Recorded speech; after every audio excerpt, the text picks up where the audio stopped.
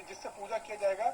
उस लोटे के ऊपर पान का पत्ता और गंगा जल भरा गया है और अब उस लोटे को यहाँ पर सजाया गया है और जो नारंगी रंग का सिंदूर होता है उसका इस्तेमाल इस पूजा में किया जाता है।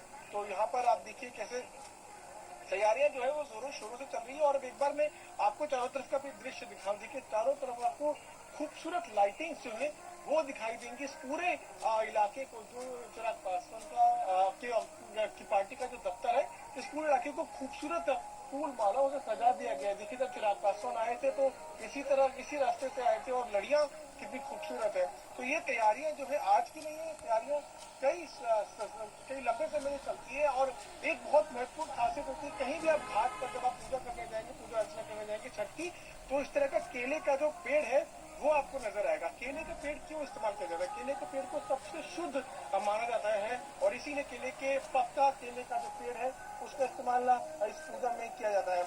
ये पूजा जो है वो प्रकृति की पूजा है। और तभी आप देखिए जो खाने के सामान है, जो प्रसाद का सामान है, उसमें एक भी चीज फैक्ट्री मेड नहीं है। ये सभी चीजें वो हैं जो प्रकृति से सृजित हुई है।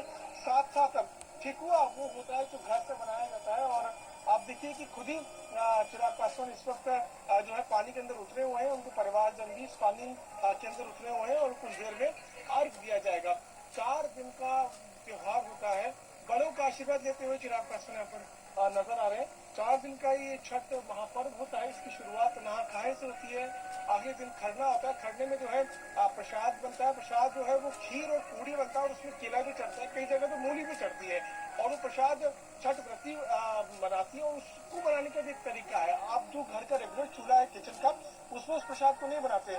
एक अलग से जगह होती है, वहाँ साफ सफाई होती है। साफ सफाई होने के बाद एक मिट्टी का चूल्हा वहाँ पर लगाया जाता है। मिट्टी के चूल्हे के ऊपर जो है वो प्रसाद बनता है, खीर बनता है, पूरी बनता है, फिर वो वितरित होता है लोगों के बीच में।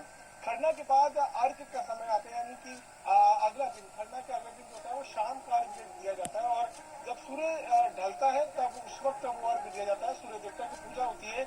और आज यानी इस वक्त जो है आज चौथा दिन है और आज छठ महापर्व का समापन है।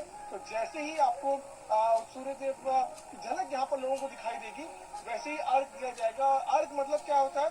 जल चढ़ाना। यानी कि आप जब आप देखिए कुछ देर में तस्वीरें आपको नजर आएंगी जिसमें कि प्रसाद के साथ जो सूप है, उसको सूप को महिलाएं अपने हाथ में पकड़ती हैं और जो अर्घ देते हैं वो पानी डालते हैं और वो पानी भगवान सूर्य देवता की तरफ देखते हुए जल जो है उनको दिया जाता है।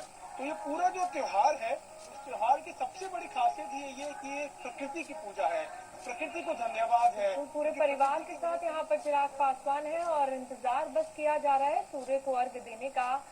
और पीयूष, आपके पास हम लौटेंगे।